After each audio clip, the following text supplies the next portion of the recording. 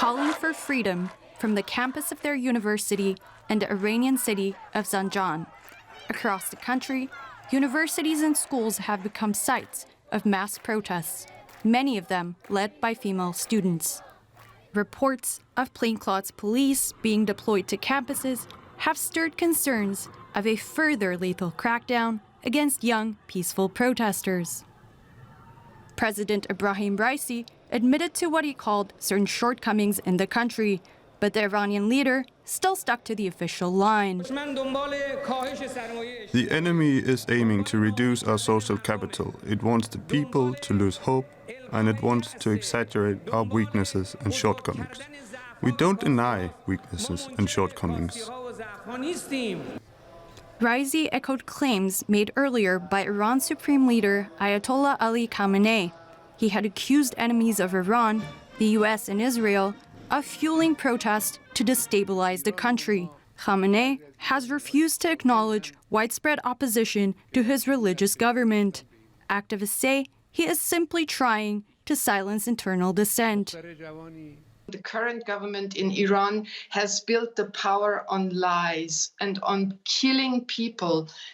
Of course, they should stop the violence. They should stop killing people. They should stop imprisoning people.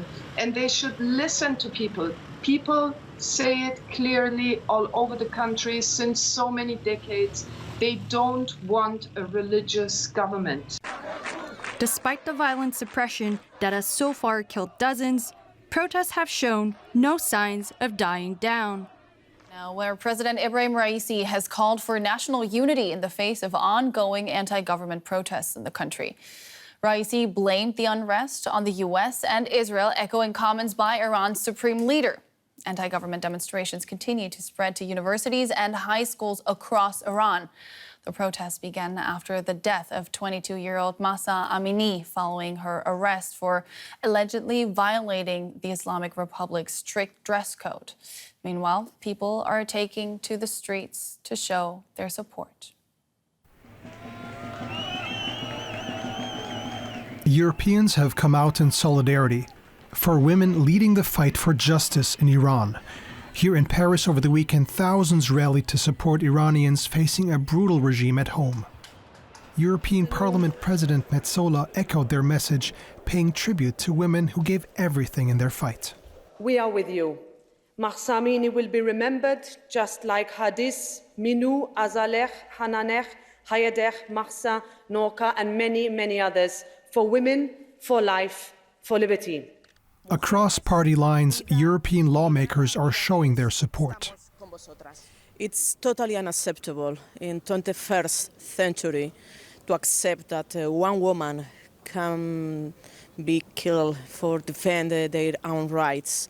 Solidarity matters, but words won't be enough, says the EP's guest of honor, French-Iranian sociology professor Azadeh Kian. I think that the EU should take really measures to show the Iranian regime that democratic societies and democratic regimes are supporting the plight of Iranian people for democracy and for freedom.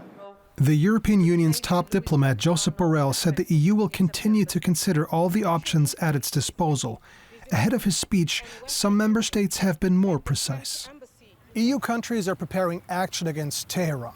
Germany, France, and others have submitted proposals for EU sanctions against members of the Iranian regime.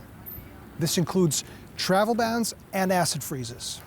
The Iranian government has silenced protests before, and external actions have done little to stop this. Swedish MEP Alice Bah Kuhnke says the EU should not repeat past mistakes when ramping up pressure on Iran. The most important thing is that we are very aware of that the sanctions risk to make the Iranian people suffer even more. So we need to make sure that the sanctions in the toolbox are pointed at the regime, at the people responsible for the violence, the killing, at the moral police, and at those people high in power. Sanctions are for the member states to decide, but the majority in parliament seem determined to send a strong signal to help make this happen. And about this, we can now speak to Siba Shakib. She's an Iranian filmmaker, writer, and political activist, and joins us from Italy. Hello, thanks for joining us on DW. EU lawmakers underlining their solidarity with the protesters. Targeted sanctions are now on the table. Is that enough? No, it's not enough. Good evening. The EU has a very big interest, for instance, and this is just one example, in Iran not to become a nuclear power. If the EU is really interested in Iran not having nuclear weapons, they should stop talking to these people, and they should talk to people who want democracy, who want freedom, who want equal rights in Iran. And you can be sure that Iran will not have nuclear power. People who now kill their own people in Iran, the government, the representatives of the government, have daughters in the US, in Europe, in Germany, in Italy. They study, they are models, they are wearing no hijab, they are wearing modern clothes, they show skin, they show hair. Why can these people still be outside and live their lives while their fathers are killing daughters of other people in Iran? There are so many measurements. We can close embassies. We can get the ambassadors and the consuls not to be able to do the work that they are doing in all the countries in the world. So many things can be done. Sanction is not the only and not the best solution. Right. Crackdown has been fierce on the protests, but those out on the streets are not deterred. Where does that resilience and defiance come from? Part of it is because it was just one drop too many. A girl, 22 years old, a Kurdish girl, Jina, known as Mahsa Amini, killed because she's showing a little bit of hair.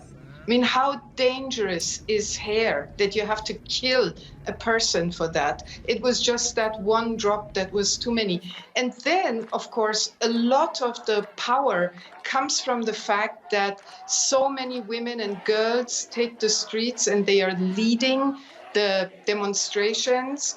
And I think it's worldwide. There is nothing, there has never been anything like this. And another factor that supports the women is indeed the solidarity from outside. Programs like yours, for instance, not stopping to send the message out what's happening in Iran, support the women and encourages them to go on and risk their life and everything. It is, for all intents and purposes, very remarkable what is happening in Iran, and the courage is admirable. But how much of a threat do the protests really pose to the country's leadership? I think everything. I think everything is possible. I think this can topple the regime in Iran if the support from the world does not stop, and the people in Iran have the feeling that once the regime is toppled, they get the help from foreign countries, and foreign countries will support them. I think this can go on to the end, and I'm very, very, very full of fear, and I'm full of hope, because both is possible. Nobody can say it goes definitely this direction or that direction. Thousands and thousands of people have been killed in the past 44 years by the government. Siba Shakib, thank you so much for your time and your view on what is happening in Iran, in your home country. Thank you.